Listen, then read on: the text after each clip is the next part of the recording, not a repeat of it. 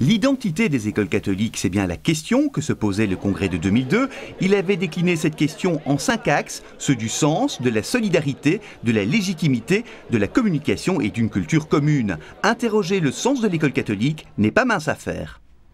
Tout ce qui est lié à la réflexion sur l'identité du réseau. Ou bien on décide d'aller vers les vraies questions, ou bien on tombe dans quelque chose qui est une grand-messe préorganisée, et je veux dire, c'était pas ça qu'on voulait.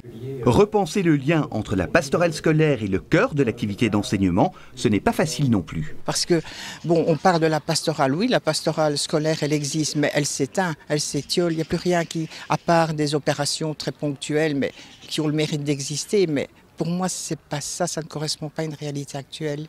Il y a l'évolution des jeunes que l'on a et des adultes qui sont dans nos écoles. Des actions tous azimuts ont été conduites. On peut citer l'actualisation de missions de l'école chrétienne, le recensement de bonnes pratiques en matière de pastorale, dans Bonne Nouvelle à l'école, très largement réclamée, la vaste campagne de formation Sens de l'école chrétienne, adressée aux écoles fondamentales qui représentent des centaines de journées de formation, ou la récente journée du sens. C'est pour moi une journée de retrouvailles pour pouvoir construire quelque chose de neuf à l'avenir ensemble, avec une dimension, je dirais, personnelle et humaine qui est très importante et qui pourrait nous faire vivre encore plus les valeurs de l'Évangile. Du côté de la solidarité, nombreuses ont été les dynamiques mises en place, tant du côté de la planification de l'offre que de la gestion commune des moyens d'encadrement ou de société patrimoniale. Le souffle du congrès de 2002 a également encouragé les politiques nouvelles d'encadrement différencié, et la solidarité, ça se vit au quotidien dans l'enseignement catholique, comme le raconte cette directrice d'une école qui fut un temps en difficulté.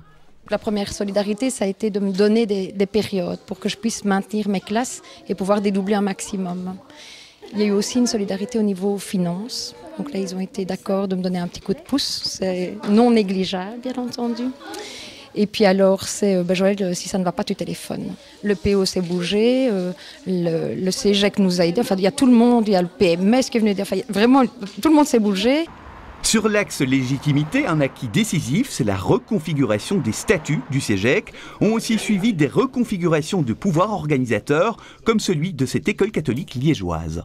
Les bénédictines et des jésuites se mettre ensemble pour faire une même école. Donc, mais le défi, là, nous émoustillait plus qu'autre chose.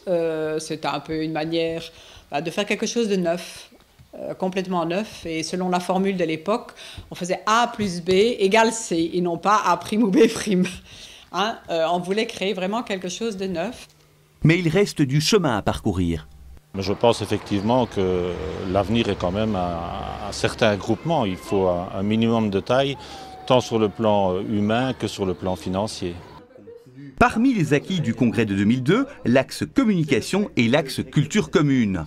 Dans la foulée de sa réorganisation, l'enseignement catholique a professionnalisé et modernisé ses canaux de communication. On a ainsi assisté à la création et au développement d'un service communication du CEGEC, de la revue mensuelle Entrée libre, du site internet, sans parler d'un nouveau logo ou des événements organisés autour des mémorandums.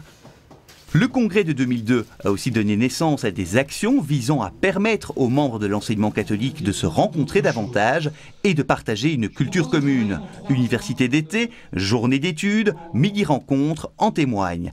Ainsi, près de 750 personnes ont participé à la dernière université d'été.